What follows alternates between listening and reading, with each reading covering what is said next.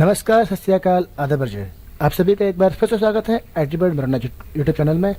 और दोस्तों, आप देख रहे हैं IT बर्ड मराना यूट्यूब चैनल, जिसमें हम MP पटवारी के लिए बहुत सारे क्वेश्चंस लेके आने वाले हैं जो कि आपके पेपर में आने वाले हैं। और काफ़ी सारी हमने अभी तक 12 सीरीज डाल चुके हैं, 12 वीडियो डाल चुके हैं। जो लोग पहली बार आए हैं उन वीडियो को ज़रूर देखें और देखने के बाद उनका लाभ ज़रूर उठावें। और जो लोग पहले आए हैं, सीखे हैं, करे हैं, उन्हें बहुत सारा मेरा प्यार है। और जो लोग पहली बार आए हैं वो इस चैनल को सब्सक्राइब करें और वीडियो को देखें। अच्छा लगे तो वीडियो को लाइक ज़रूर कीजिएगा। चलिए बातें कम काम ज़्यादा शुरू करते हैं।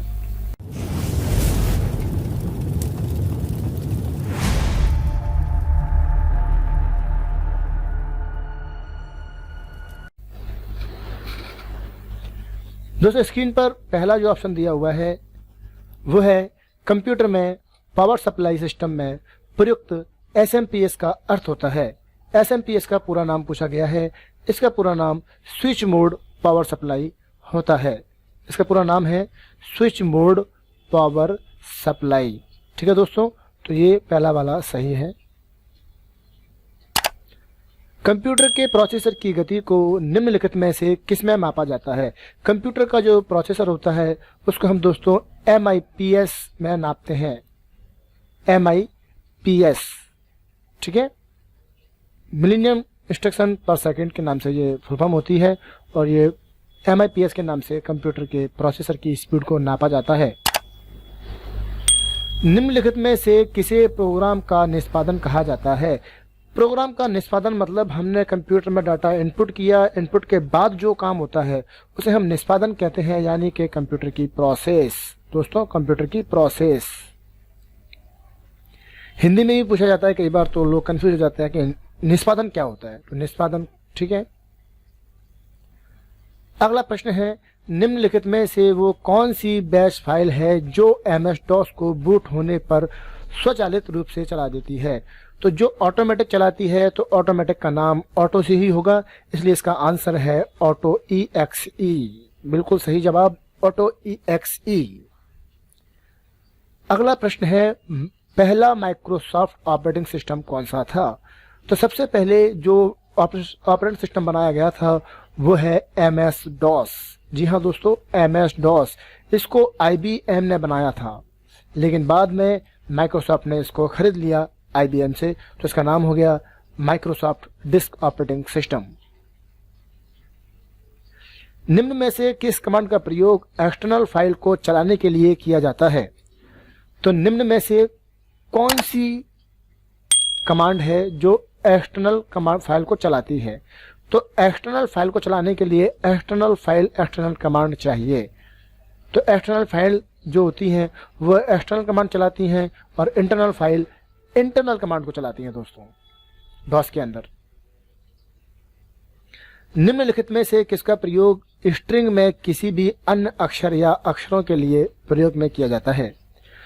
जब हम किसी स्ट्रिंग का मतलब होता है कोई नाम, कोई एड्रेस, कोई कैरेक्टर के साथ में लिखा हुआ कोई भी डाटा, उसमें हम दो चिन्ह हैं जो हम इस्तेमाल करते हैं स्ट्रिंग के साथ। एक तो होता है आपका क्वेश्चन मार्क, एक होता है आपका स्टार। स्टार और क्वेश्चन मार्क दो कैरेक्टर हैं जिनका इस्तेमाल हम स्ट्रिंग के साथ करते हैं, और इन दोनों को हम वाइल्ड कार्ड कहते हैं दोस्तों। क्या कहते हैं इनको? हम वाइल्ड कार्ड कहते हैं। अब इनका इस्तेमाल क्या होता है, कैसे करते हैं, जानना चाहते हैं तो कमेंट करके मुझे जरूर बताइएगा। मैं आपको जरूर बताऊंगा कि वाइल्ड कार्ड का इस्तेमाल किस प्रकार से किया जाता है। उस प्रोग्राम का नाम बताएं जो कंप्यूटर के समग्र कार्यों को नियंत्रित करता है। कंप्यूटर के सभी कार्यों को कंट्रोल करने वाला एक ही प्रोग्राम होता है, वो है ऑपरेटिंग सिस्टम। जी हाँ, ऑपरेटिंग सिस्टम। ऑपरेटिंग सिस्टम के कार्य की श्रेणी नहीं है। ऐसा कौन सा काम है जो ऑपरेटिंग सिस्टम का काम नहीं होता?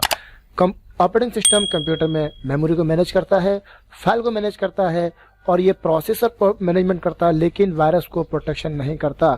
हमारा ऑपरेटिंग सिस्टम हमको वायरस से प्रोटेक्ट नहीं करता है, लेकिन लाइनक्स ऑपरेटिंग सिस्टम जो है वो वायरस से प्रोटेक्ट करता है। वो वायरस फ्री ऑपरेटिंग सिस्टम माना जाता है दोस्तों, ध्यान रखना, लाइनक्स या यूनिक्स। लाइनक्स कर्नल द्वारा शुरू की गई पहली प्रक्रिया क्या है? लाइनक्स कर्नल क्या होता है? Linux kernel, Linux kernel Linux के अंदर एक विशेष फाइल है, मेन फाइल है, जिसको हम लाइनक्स का हार्ट भी कहते हैं। ये लाइनक्स के सभी कार्यों को करता है। सभी पूरी क्रिया जो लाइनक्स के अंदर होती है उसको संचालित करने का काम करता है, उसे कंट्रोल करने का काम करता है। तो लाइनक्स कर्नल द्वारा शुरू की गई पहली प्रक्रिया क्या है? लाइनक्स जो होता है वो सबसे पहले प्रोसेस को इनिशियलाइज करता है। इसको बोलते हैं इनिट प्रोसेस, यानी कि प्रोसेस को पहले इनिशियलाइज करेगा, उसके बाद वो काम करने के लिए शुरू हो जाती है प्रक्रिया। तो पहला काम जो होता है वो होता है इनिट प्रोसेस। बैच फाइल किस एक्सटेंशन का उपयोग करती है? बैच फाइल दोस्तों, बैच फाइल जो होती है कंप्यूटर के अंदर या किसी भी ऑपरेटिंग सिस्टम के अंदर, उस बैच फाइल का एक्सटेंशन .bat होता है। आप इसे कैसे बनाते हैं? नोटपैड में कोडिंग करेंगे, फाइल को सेव करेंगे और .bat के नाम से सेव कर देते हैं, तो बैच फाइल बन जाती है। अगर आपको बनाना नहीं आती है, जानना चाहते हैं, तो कमेंट करके जरूर बताइएगा। कौन सी कमांड डिस्क की वर्तमान डायरेक्टरी के कंटेंट को सूचीबद्ध दिखाती है? तो कौन सी कमांड है जो डायरेक्टरी के अंदर जो कुछ ही भरा हुआ है उसको दिखाती है? तो डायरेक्टरी के अंदर जो कुछ ही भरा होता है उसको देखने के लिए, जानने के लिए हमारे पास सिर्फ एक कमांड होती है, वो है dir। डॉस के अंदर होती है dir और लाइनक्स में होती है ls। कौन सी? ls कमांड लाइनक्स में, ध्यान रखना, और डॉस के अंदर dir। एक मिनट जरा हम यहाँ पे ये भी देख लेते हैं कि इन कमांड से क्या होता है। यहाँ पर जो आपको dir कमांड है, ये कमांड आपकी डायरेक्टरी दिखाती है। cd कमांड, इसे बोलते हैं चेंज डायरेक्टरी, ये डायरेक्टरी को चेंज करती है। कॉपी कमांड किसी भी फाइल और डायरेक्टरी को कॉपी करती है। और ट्री कमांड आपकी जो डायरेक्टरी के अंदर डायरेक्टरी होती हैं उनको एक ट्री फॉर्मेट में दिखाती है। यहाँ पर मैंने आपको चारों कमांड के बारे में बताया है, लेकिन क्वेश्चन जो पूछा गया है वो पूछा गया है डायरेक्टरी के बारे में, इसलिए इसका आंसर डायरेक्टरी होगा, dir होगा। अगला प्रश्न है, निम्नलिखित में से कौन सा स्केलर डाटा टाइप है? स्केलर डाटा टाइप, तो यहां पर डाटा टाइप जो दिया गया है यूनियन, ये एक डाटा टाइप है, लेकिन ग्रुप का नाम है। एरे, ये भी एक ग्रुप का नाम है। और जॉइंडर, ये भी एक ग्रुप का नाम है। लेकिन फ्लोट जो होता है वो एक सिंगल डाटा टाइप है, सिंगल यानी कि स्केलर डाटा टाइप है।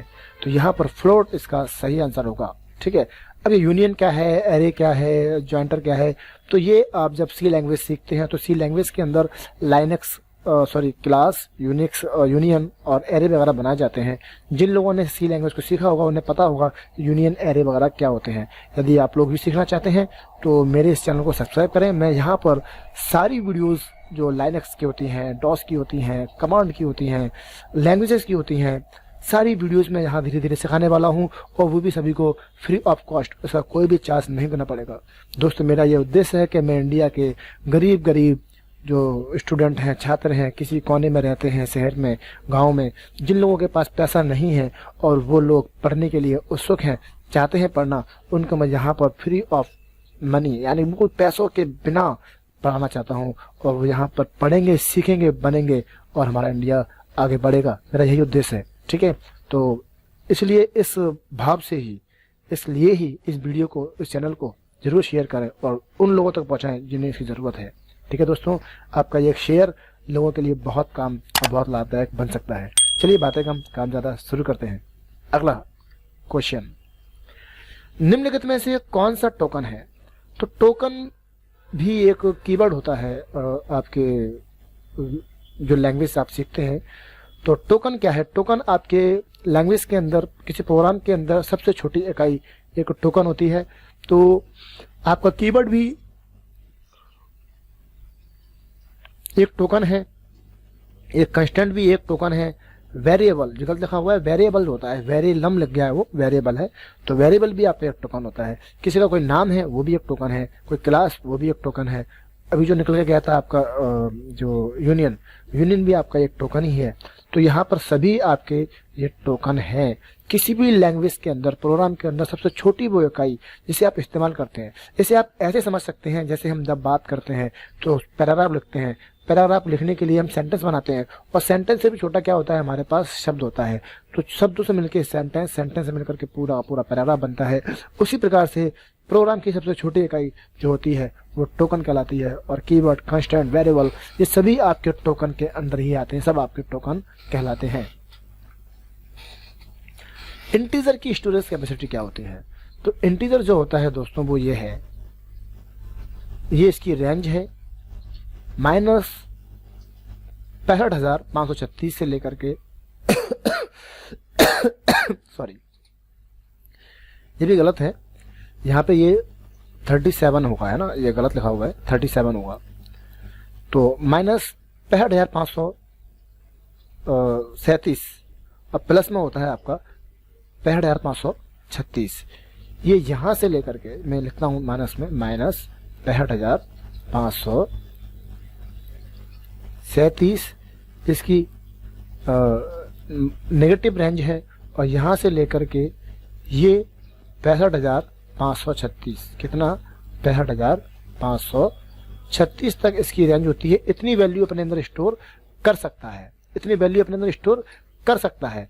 तो लेकिन यहाँ पर ये इसका आंसर नहीं होगा, क्योंकि पूछा गया है स्टोरेज रेट क्या है, कि आपका जो इंटीजर होता है वो कितने मान को स्टोर करता है। तो ये जो मान है, एक सिंपल इंटीजर जो होता है वो आपका 0 से 256 तक की वैल्यू को स्टोर कर सकता है। लेकिन इस प्रकार का सवाल जो पेपर में आएगा, इंटीजर की स्टोरेज रेट क्या है, तो उस रेट को रेट या रेंज एक ही बात है, तो इसको आप ये टिक करना है, ये वाला ऑप्शन बिल्कुल सही है। 65,537 से लेकर के 65,536 ये बिल्कुल सही रेंज है। और जी रेंज जो होती है दोस्तों, ये बाइट की रेंज है। जब पूछा जाता है कि बाइट की रेंज क्या है, तो बाइट की रेंज आपकी 0 से 256 तक होती है, लेकिन इंटीजर की रेंज आपकी 65,536 से लेकर के 65,537 से लेकर के माइनस से, है ना, माइनस से 65,537 से लेकर 65,536 तक होती है। तो ये नेगेटिव में कम से कम ये, और हाईएस्ट और जब पहुंचते हैं तो 65,536 तक पहुंच पाते हैं। यानी कि हम इसके अंदर एक इंटीजर नंबर के अंदर हम 100 सेव कर सकते हैं, 1000 सेव कर सकते हैं, 10,000 सेव कर सकते हैं, लेकिन 1,00,000 सेव नहीं कर सकते, क्योंकि वो 65,536 से ऊपर निकल गया है। ठीक है, तो उसके लिए क्या करते हैं, उसके लिए लॉन्ग इंटीजर इस्तेमाल करते हैं। अब लॉन्ग इंटीजर क्या है वो दोस्तों प्रोग्रामिंग में सीखना पड़ेगा। प्रोग्रामिंग के लिए मेरी वीडियोस को देखते रहिए, मैं आगे सिखाता रहूँगा, तो मेरे चैनल को सब्सक्राइब कर लीजिए। अगला क्वेश्चन है, एक वेरिएबल का अधिकतम साइज क्या है? एक वेरिएबल जो होता है उसका अधिकतम साइज दोस्तों 8 कैरेक्टर तक कह सकते हैं अपन होता है। एक वेरिएबल का स्टोरेज साइज कितना होता है? एक वेरिएबल जो होता है वो नॉर्मली 2 बाइट मेमोरी घेरता है, हमेशा ध्यान रखना, 2 बाइट की मेमोरी घेरता है। लेकिन अगर एक कैरेक्टर टाइप का होता है, ये इंटीजर की वैल्यू है, ये जो साइज दिया है ना, जो साइज है वो इंटीजर का है। लेकिन एक कैरेक्टर वेरिएबल जो होता है वो 1 बाइट मेमोरी घेरता है, यानी कि 8 बिट की मेमोरी घेरता है। लेकिन एक इंटीजर नंबर जो होगा वो आपकी 2 बाइट मेमोरी घेरेगा। अब यहाँ बताया नहीं गया है कि एक वेरिएबल का डाट करना होता है, तो एक वेरिएबल का साइज कितना होगा? एक वेरिएबल का साइज जो बताया गया है यहाँ पर दोस्तों, जब भी क्वेश्चन आता है किसी भी एग्जाम के अंदर, तो नॉर्मली इंटीजर के बारे में पूछा जाता है, तो इसलिए इसका आंसर जो होगा 2 बाइट होगा, 2 बाइट। और जब स्पेशल पूछा जाता है कि कैरेक्टर का कितना होगा, फ्लोट का कितना होगा, डबल का कितना होगा, तो अब वहां पर 4 और 8 सबके अलग अलग होते हैं, फ्लोट का अलग होता है, डबल का अलग होता है, सबके अलग अलग होते हैं। लेकिन बाय डिफॉल्ट देखा जाए तो किसी भी वेरिएबल का साइज जो होता है वो 2 बाइट का मेमोरी गिरने का काम करता है। डबल वेरिएबल का अधिकतम साइज कितना होता है, ये देखिए पूछा गया है डबल का, तो ये अब स्पेशल पूछा गया है, तो इसलिए यहाँ पे हम 2 बाइट नहीं लगाएंगे। ठीक है, डबल का पूछा गया है तो डबल का स्पेशल पूछा गया है। डबल का जो साइज होता है दोस्तों वो होता है 8 बाइट, 2 इंटीजर का होता है, 4 आपका फ्लोट का होता है, और 8 आपका डबल वेरिएबल का साइज होता है। ठीक है, एक्सपोनेंट एवं मैंटिसा निम्न में से किसका भाग है? एक्सपोनेंट और मैंटिसा जो चीजें हैं, एक्सपोनेंट और मैंटिसा नाम के ऑपरेटर इस्तेमाल किए जाते हैं, और वो हमेशा कैरेक्टर के अंदर इस्तेमाल किए जाते हैं। एक स्ट्रिंग वेरिएबल, ये वेरिएबल लिख गया है, वेरिएबल है VARI, ये RI है दोस्तों। ठीक है, RI। तो एक स्ट्रिंग वेरिएबल का आकार कितना होता है। तो एक स्ट्रिंग वेरिएबल का आकार कोई फिक्स नहीं होता। अगर हम कोई स्ट्रिंग वेरिएबल बनाते हैं, मान लीजिए CHAR ऐसे लिखते हैं अपन, और मैंने लिख दिया इसका नाम है वेरिएबल का CH, और कोष्टक में मैंने 10 लिखा, तो 10 इसका साइज हो गया। अगर मैं 20 लिखूंगा तो 20 साइज हो गया, 12 लिखूंगा तो 12 हो गया, 50 लिखूंगा तो 50 हो गया। तो कोई साइज फिक्स नहीं है। तो एक स्ट्रिंग वेरिएबल का साइज फिक्स नहीं होता, इसलिए इसमें से कोई नहीं इसका आंसर होगा। लेकिन ध्यान रखने वाली बात है, अगर पूछा जाता कि एक स्ट्रिंग नहीं पूछा जाता, पूछा जाता कि एक कैरेक्टर का कितना होता है, तो दोस्तों एक कैरेक्टर का साइज 1 बाइट, अभी मैंने बताया कितना होता है, 1 बाइट होता है एक कैरेक्टर का साइज। निम्न में से किसका प्रयोग करते हैं या किसका प्रयोग करते हुए सिंबॉलिक कांस्टेंट को परिभाषित किया जाता है। तो किसी भी कांस्टेंट को डिफाइन करने के लिए हम कॉन्स्ट कीवर्ड का इस्तेमाल करते हैं। किसका इस्तेमाल करते हैं? कॉन्स्ट कीवर्ड का। जी हाँ, सही जवाब, कॉन्स्ट कीवर्ड का। इनमें से किसका प्रयोग करके हम सिंबॉलिक कांस्टेंट यानी कोई भी कांस्टेंट बनाया जाता है तो कॉन्स्ट कीवर्ड से बनाया जाता है, जैसे कि CONST कॉन्स्ट लिखते हैं, कोई भी वेरिएबल का नाम लिखते हैं और उसके बाद हम कुछ भी यहाँ पर 13, 14 जो लिखना चाहें वो कुछ भी अपन यहाँ पे लिख सकते हैं। तो ये इस प्रकार से नाम लिखा जाता है, 14 लिखने हैं तो लिखा जाता है। ये मान हमने एक कांस्टेंट बनाया है और इसको हमने कॉन्स्ट कीवर्ड से बनाया है, तो इस प्रकार से कांस्टेंट बनाया जाता है। null कैरेक्टर किसके द्वारा प्रदर्शित किया जाता है? तो null कैरेक्टर जो होता है दोस्तों, उसे हम ब्लैंक मेमोरी कहते हैं और वो 0 का मान होता है। ये इस पे कहीं लिखा जाता है ऐसे /0 ऐसे लिखा जाता है मेमोरी के अंदर। तो null का मतलब हो गया ब्लैंक मेमोरी, खाली मेमोरी, 0 मेमोरी। इसमें से क्या एक आउटपुट डिवाइस का उदाहरण है? तो निम्न में से आउटपुट डिवाइस आप देखेंगे, कीबोर्ड आपका इनपुट डिवाइस है, मॉनिटर आउटपुट डिवाइस है, माउस स्कैनर इनपुट डिवाइस है। तो मॉनिटर इसका सही जवाब है, मॉनिटर आउटपुट डिवाइस है। इनमें से किस मॉनिटर का आउटपुट ब्लैक एंड व्हाइट रूप से प्रदर्शित किया जाता है? तो ब्लैक एंड व्हाइट मॉनिटर मतलब होते हैं मोनोक्रोम मॉनिटर, तो इनको हम मोनोक्रोम मॉनिटर कहते हैं। जो मोनोक्रोम मॉनिटर जो होते हैं वो ब्लैक एंड व्हाइट होते हैं, रंगीन होते हैं। फ्लैट पैनल आप जो चलाते हैं LCD वगैरह वो फ्लैट पैनल होते हैं। ग्रे स्केल भी आपका मोनोक्रोम ही होता है, लेकिन हल्का सा ग्रे कलर आउटपुट में देता है। पूछा गया है कि ब्लैक एंड व्हाइट मॉनिटर कौन सा होता है, तो उसे हम मोनोक्रोम बोलते हैं। मोनो माने एक और क्रोम माने रंग, तो ऐसा मॉनिटर जो एक रंग के साथ आउटपुट दिखाता है उसे हम मोनोक्रोम मॉनिटर कहते हैं। LCD का पूरा नाम क्या है? Liquid crystal display. जी हाँ, इसका पूरा नाम क्या है? लिक्विड क्रिस्टल डिस्प्ले इसका पूरा नाम है। डायोड नहीं होता, डिस्प्ले होता है दोस्तों, डिस्प्ले। यहां तक मैंने लगभग 20 से 22 क्वेश्चन आपको बताए। क्वेश्चन कैसे लगे मुझे कमेंट में जरूर बताइएगा दोस्तों। और अगर और मैं आपके लिए क्या इम्प्रूव कर सकता हूँ, वैसे तो हम कोशिश करते हैं कि आपके लिए हर वीडियो में कुछ ना कुछ नया लेके आते रहें, कुछ ना कुछ अच्छा करते रहें, यही कोशिश करते हैं दोस्तों हम। और फिर भी हम आपके लिए और क्या बेटर कर सकते हैं ये आप हमें कमेंट में जरूर बताइए। और आपका एक लाइक हमारे लिए मोटिवेशन का काम करता है, तो प्लीज़ वीडियो को लाइक करना ना भूलिए। और यदि पहली बार आए हैं तो छोटी सी रिक्वेस्ट है कि हमारे चैनल को सब्सक्राइब भी कीजिएगा। मिलते हैं अगली वीडियो में, तब तक के लिए good luck and good bye.